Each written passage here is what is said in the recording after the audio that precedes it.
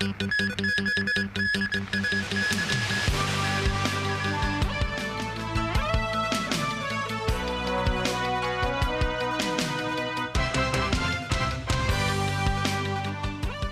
and welcome to TVB News. One day after the fire in Yau Ma Tei that claimed 5 lives, 7 of the 40 people injured in the blaze remain in critical condition tonight. Among those in serious condition is a 7-month-old baby girl. Initial investigations suggest the fire doesn't involve arson or criminal element. Jackie Lin was at the site earlier today. We're still sleeping. I cannot breathe inside the room. The harrowing moments when New Lucky building was engulfed in smoke and flames at around 8 a.m. Wednesday when many were startled awake. The fire raged on through the 60-year-old building. Some tried to flee for their lives through the podium. Don't be afraid, workers from the nearby construction site told them. The workers also helped the residents get off with a ladder. Authorities continued their investigations into the cause of the blaze as the building remained off limits overnight, the charred aftermath of the fire. These residents who lived on the 8th floor recounted their terror during their frantic escape. I'm very nervous because I'm holding my baby go down. It's all of Yeah, so many smoke. When I open the door, main door, then after, see the fire. Baby sleeping. Baby sleeping, and then after pick up baby and run away from the 8th floor, then after. It's been one day after the fire was put out and the building remains cordoned off. Residents are allowed to return to their flat to retrieve their belongings. Care teams arrange registrations for residents waiting to get back to their flats or hotel rooms. Marks of firemen prying open doors of apartments during rescue efforts. After the blaze was doused, volunteers from the Fire Services Department and other groups assisted evacuation work, door by door. The volunteer representative said they will help residents repair and install locks in their units. According to initial investigations by the Fire Services Department, the fire doesn't involve arson or criminal elements. But the buildings department said it issued a directive to the Owners Corporation in 2008, calling on it to upgrade some fire safety provisions to meet the latest standards. They include the use of fireproof material around the fire doors. It said the building still has not followed the order. New Lucky building also houses more than 100 subdivided units. The buildings department received 7 related reports over the past 3 years and issued orders to restore the units to their original state. Authorities also remind people that when they encounter a fire and if there is heavy smoke, they should stay in their flat and use wet towels to block the gaps around the door edges. Jackie Lin, TVB News. A number 4 alarm fire at Hung Shun Q construction site was largely put out by around 7 o'clock this morning. Smoke was no longer coming out from the construction site this morning. Most of the affected area has turned black.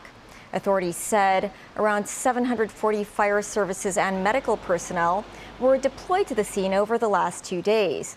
The buildings department said they were unable to enter the premises to conduct an investigation due to structural risks. They believe the 2 tower cranes at the site, standing at 60 and 70 meters respectively, are in no immediate danger of collapsing. A man was today sentenced to 5 years in prison for advocating online an attack on Hong Kong by foreign military forces. The man, a teacher who was born in Hong Kong but moved to Europe around a decade ago, pleaded guilty to the crime of inciting others to commit acts of secession. Timothy Lee has more. The case was heard at the district court. It involves 41-year-old Portuguese national Wong Kin Chung, reportedly a music teacher at the Royal College of Music in the UK and a suspected key member of the Hong Kong Independence Party. Wong made more than 42 online posts between July and November 2020 about establishing a government in exile for Hong Kong, as well as crowdfunding for military purposes. He pleaded guilty to the crime of inciting others to commit acts of secession.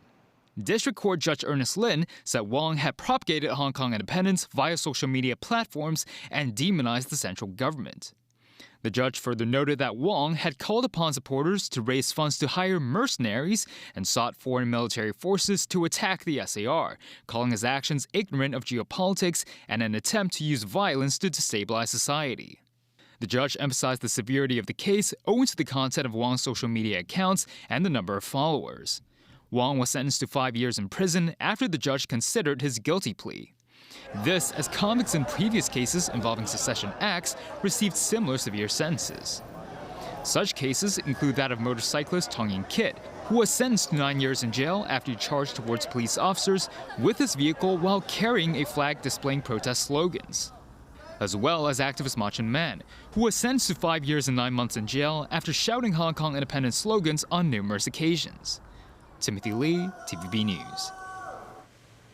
China, South Korea, and Japan are in talks which could lead to a trilateral summit at the end of May.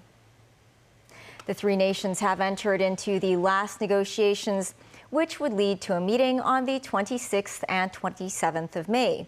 It is more than 4 years since the last time top politicians from the three countries all sat down together.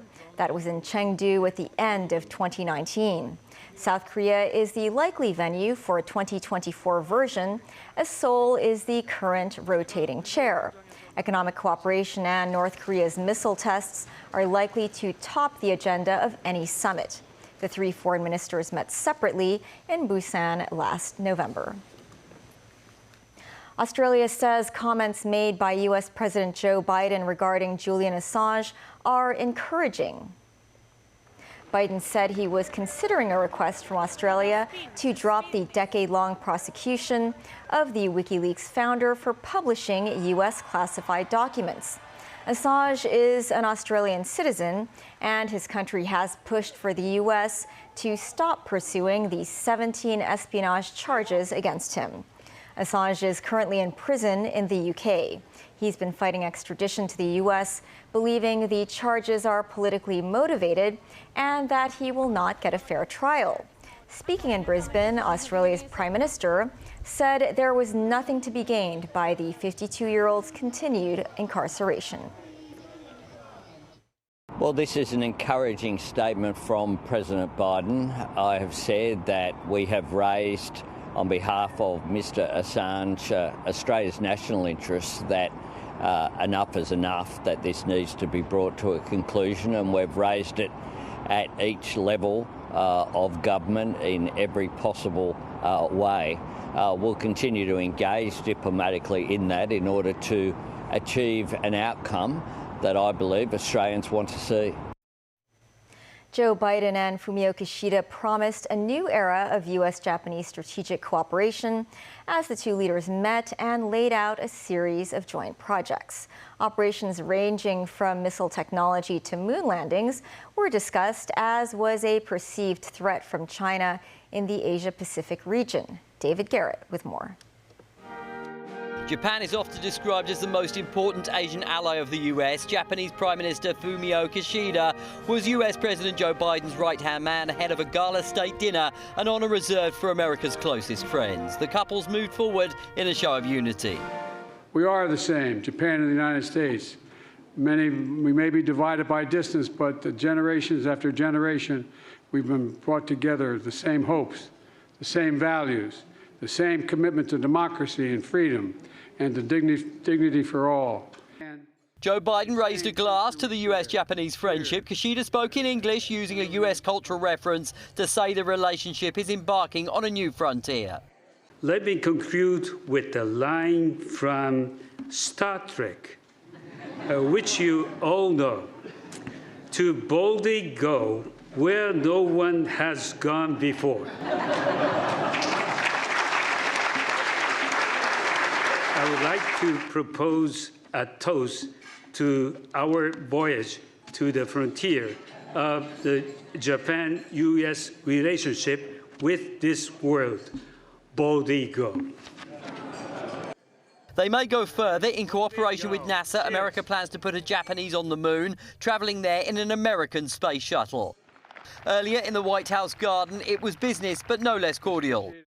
The Prime Minister is a visionary and courageous leader. When Russia began its brutal invasion of Ukraine 2 years ago, he did not hesitate to condemn, sanction, and isolate Russia and provide billions in assistance to Ukraine.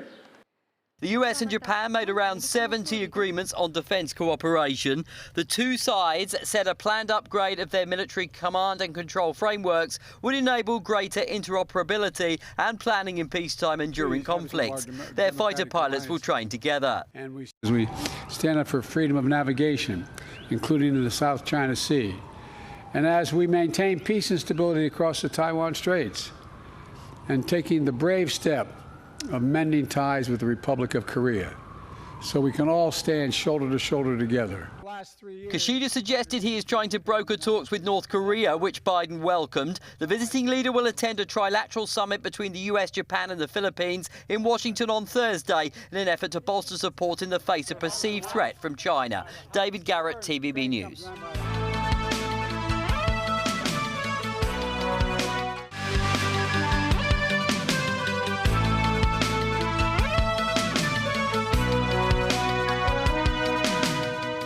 Welcome back.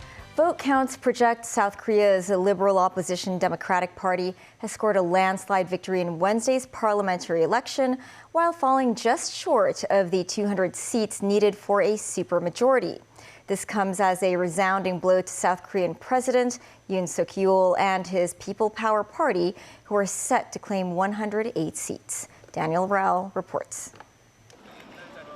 The results of Wednesday's elections mean the Liberal opposition forces will prolong their control of Parliament until after South Korean President Yoon Suk-yeol completes his single 5-year term in 2027. That will likely set back Yoon's domestic agenda and weaken his grip on the ruling party as he faces the opposition's intensifying political offensive during his remaining 3 years in office.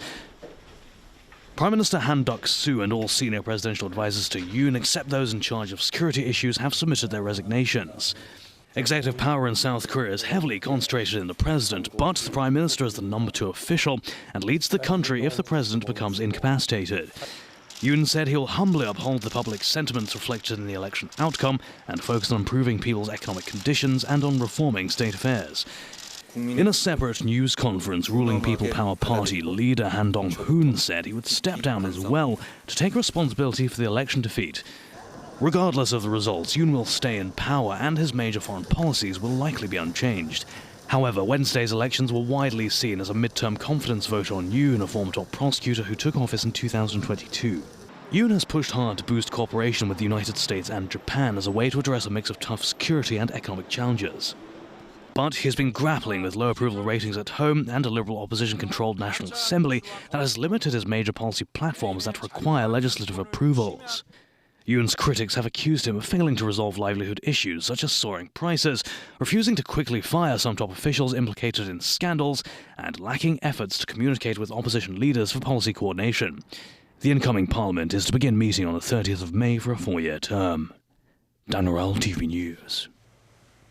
Former Taiwan leader Ma Ying-jeou wrapped up his 11-day trip to the mainland today.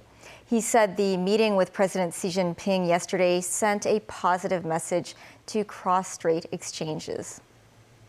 Before boarding the flight back to Taiwan, Ma shook hands with Beijing officials, sending him off one by one. He landed at Taoyuan International Airport in Taiwan at around noon. Ma said he hopes young people in Taiwan can learn more about the island's historical and cultural connection with mainland China, despite the different political systems and values on both sides. Revealing more details about his latest meeting with Xi Jinping, Ma said she took views from the Taiwanese delegation of students carefully. He says she also expressed determination towards promoting peaceful cross-strait relations. A number of organizations pointed out the situation involving foreign domestic helpers, or FDHs, job hopping to perform illegal work has worsened since the end of the pandemic. Reports of employers having to repay huge debts acquired by FDHs have also risen. The organizations suggested that the government regulate the borrowing limit of foreign domestic helpers and establish a regulatory body. Timothy Lee reports. Foreign domestic helpers swindling employers of their money. It's an existing problem in Hong Kong that seemed to be worsening in the post-pandemic era. Ms. Lau's foreign domestic helper recently said her FDH asked to borrow $20,000 to attend her daughter's funeral back home. But Ms. Lau lost all contact with the FDH after her departure and received phone calls from finance companies saying that the latter has yet to pay her debt of $70,000. A representative of the Hong Kong Commercial Chamber said it is difficult even for more small to medium-sized enterprises to borrow this amount of money. She emphasized such actions by certain FDHs have a negative effect on the image of working women in the city. Some concern groups said similar cases have increased in the post-pandemic era, who pointed out new FDHs would vanish after working at their employer's home for just around 2 weeks. A number of FDH social media platforms indicated these individuals did not return to their home countries and instead stayed in the city or traveled to Macau or the mainland to perform illegal work. One of the most serious cases involved an employer being harassed by 15 finance companies after FDH failed to repay them over $100,000. But some in the domestic service industry noted the challenges in reporting the cases to immigration authorities, adding that the government requires detailed information on illegal work hours and identity cards. Some lawmakers suggested authorities to set up a relevant task force to regulate such FDH activities and their borrowing limit. Lawmaker Ngaman Yu said similar regulations are in place in countries like Singapore. He suggested a borrowing limit of the FDH's salary of 2 months. The lawmaker urged the government to strengthen education for foreign domestic helpers to prevent them from engaging in such crimes. Timothy Lee, TVB News. The city is set to hold 8 competitions for the 15th National Games, co-hosted by Guangdong, Hong Kong, and Macau in November next year. Events to be held in the SAR include track cycling, fencing, and golf. The event will take place between November 9th and 21st, 2025. The Games Organizing Committee held its inaugural meeting at Guangzhou, which confirmed the opening and closing ceremonies will be held in Guangzhou and Shenzhen, respectively. Events that will be held in the city also include men's handball, rugby sevens, and triathlon. 4 events will take place at the yet-to-be-completed Kai Tak Sports Park. That's the news. Thanks for watching. Bye for now.